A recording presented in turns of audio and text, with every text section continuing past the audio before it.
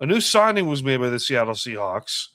Yes. Terrion Arnold, first-round pick. And I was wondering, how do you pronounce his first name? Anyway. Is that it? Terrion? Is that what it is? Terrion Arnold, Terrion. first-round pick for the University of Alabama. Okay. 2024 first-rounder by the Detroit Lions. Here's the thing. We know what he's accused of doing, but if you are not familiar with what he's accused of doing, we're going to tell you anyway. He is accused of armed robbery and kidnapping. Out of context, you're like, what? How is he not in prison? Yeah. But when you actually look deeper down the rabbit hole of this case, and he's accusing of several bunch of mofos stealing with $100,000 in cash and ATVs or something like that.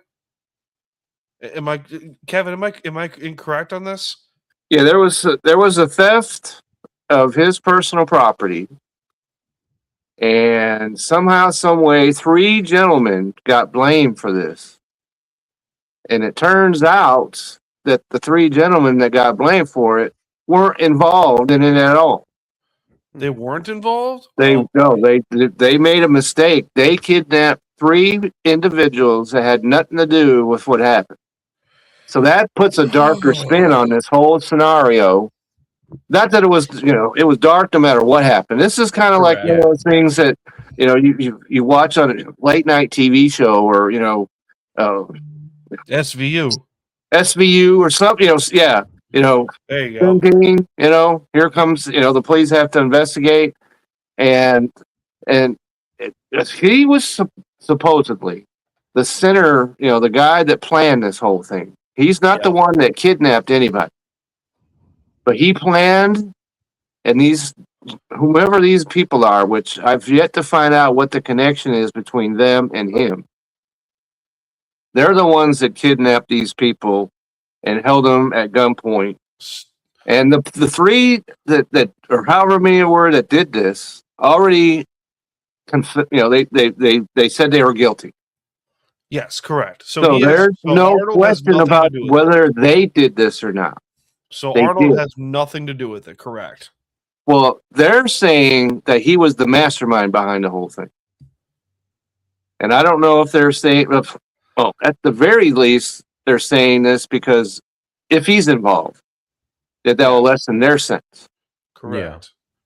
Correct. So there's a lot to unravel here, because yesterday they announced the signing, but he was also arraigned on the same day. Correct. And released on bond and all that stuff, and he can play and do, as far as the court's concerned. For how long is the question here? Because the next time he's going to be in court is October 5th, which is a Monday, because I looked. The Seahawks played the Denver Broncos the day before that. Which, by the way, Hall of Fame worthy uniform combination. Yes. Oh, yeah. I don't know. I was going to say, I don't know if you saw that. They're both going to be wearing the throwbacks. That is something that needs to be taken pictures and put on the wall. Stick it on top of the refrigerator. Why not? Oh, yeah. Absolutely. Right. So here. We're not going to know. We're not going to know anything. And that's just, that's the first step. It's not like he's going to be in court with witnesses and all that. That's the first day, of being in court. So the question about all this is, because the NFL, we know the commissioner can step in and pretty much do whatever he wants with this. Yeah. And he can say, you know what, you're on the exempt list, which would mean that he can be on the team. He can go to meetings and be involved in all in that. He can't practice or play in any games while he's on the exempt list. Hi, Ryan.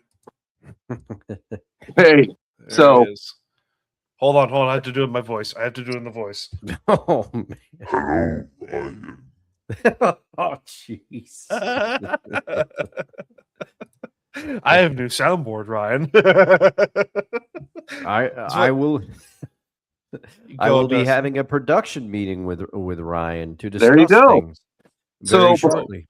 Before I get into what I think about all this, I want to give you guys a chance to wade in here and see what both of y'all think about all this. So, Dustin, you go first before I go and run the table. Oh man, I mean, I think that you and I'm not sure because I haven't fully talked to you both about this, but we've messaged a little bit.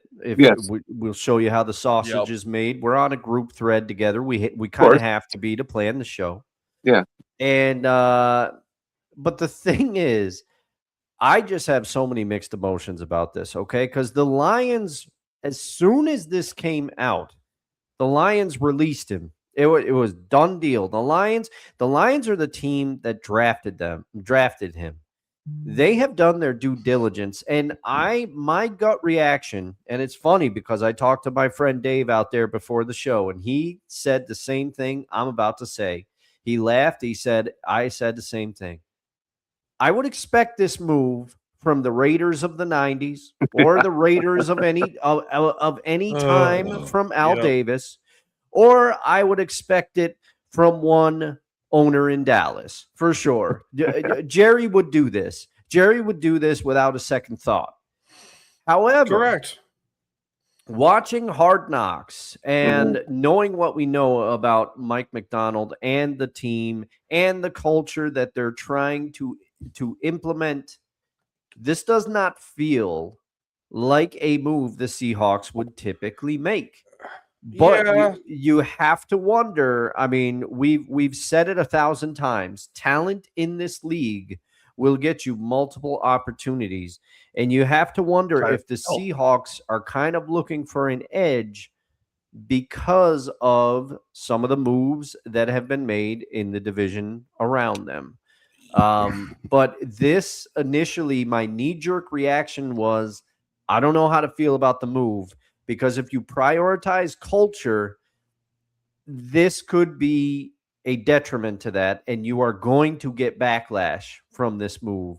But funnily enough, gentlemen, and I know we didn't say that we would get into it, and we don't have to because we have a lot to discuss. But even in Hard Knocks, they brought up the potential backlash that this move could take because they were talking about the signing. And then it ends, masterful TV, by the way, because the episode ends with Arnold working out for the Seahawks on one of the practice fields at VMAC, and Mike Macdonald is in the room. Okay. Here's the thing. I wish Desi was in the room so she could chime in about one of her Bama boys. Mm-hmm. Because he was a top draft pick out of Alabama. He was. He was a first round pick. He was a first round pick out of Alabama. Great secondary play from Alabama. And Arnold was one of the leaders of that group in the secondary. He did not have a great first couple of years at Detroit. Partially because of that, but also partially because the system did not fit his skill set. Partially. Say what you want. If Arnold is deemed innocent of everything he's accused of doing, then this is a slam dunk move. Because of course, you have a guy that not only fits a need, because let's be honest here, what have we said over the last 6 months of the draft? Like post-draft, post-free agency, it's like, hey, corner still a weak spot. Because Woolen, to his defense, in the defense of Tariq Woolen, he was a good corner for us. Mm-hmm. For 4 years. Okay, I'm getting to that, Kevin. We will. But there are also times where you wanted to bash your head into a wall when Tariq Woolen was playing. What the gigantic hole of corner grew larger after Woolen's departure, because now you're expecting either Nehemiah Pritchett, Julian Neal, Michael Dansby, or somebody to fill in that number 3 corner spot behind Devin Witherspoon and Josh Jobe. Yeah. This fits a need. However, if he's deemed guilty of this, I will give John a hell of a lot of credit because it was a 1-year deal. They didn't sign to a 5-year contract. No. With like multiple incentives and whatever, like $60-70 million a year or whatever. They signed to a 1-year contract, which is basically like, hey, listen, we know what you're accused of doing. We know what's going on. If you are deemed guilty, we're cutting you. 100%.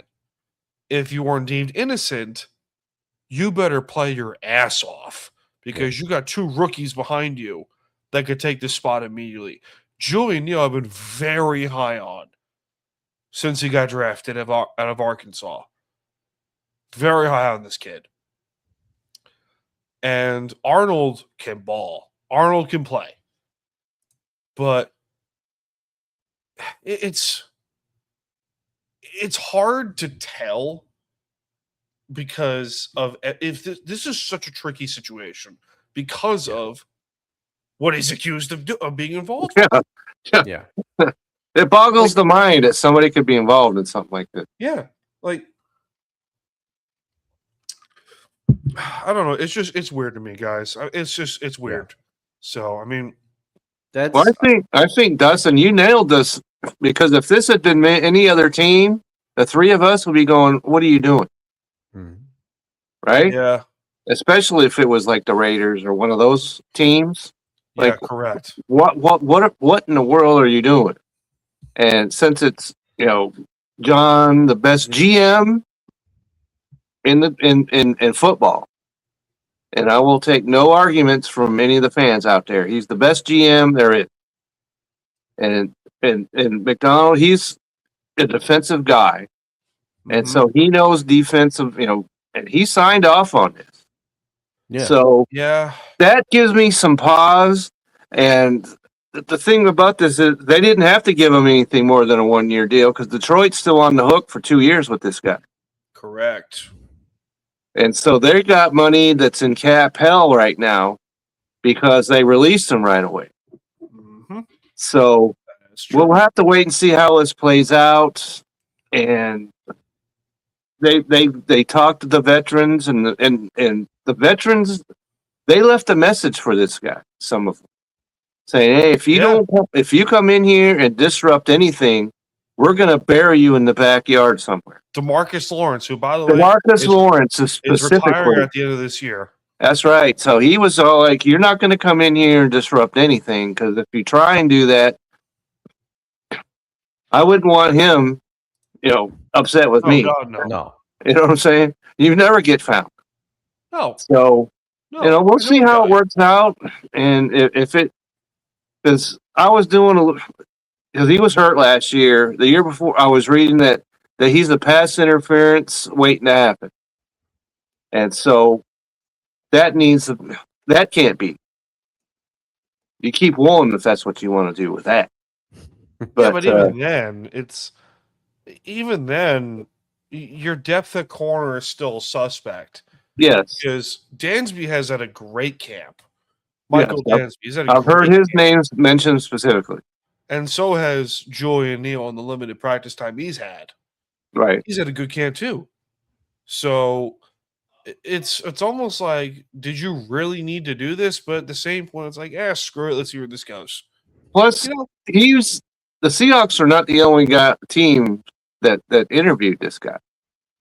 So there are other teams that were interested in him. So it's not like the Seahawks just fell on their own sword and that was it. There are other teams that apparently believe in him. So that gives me a little pause as well. Ironically enough, the Raiders were interested too.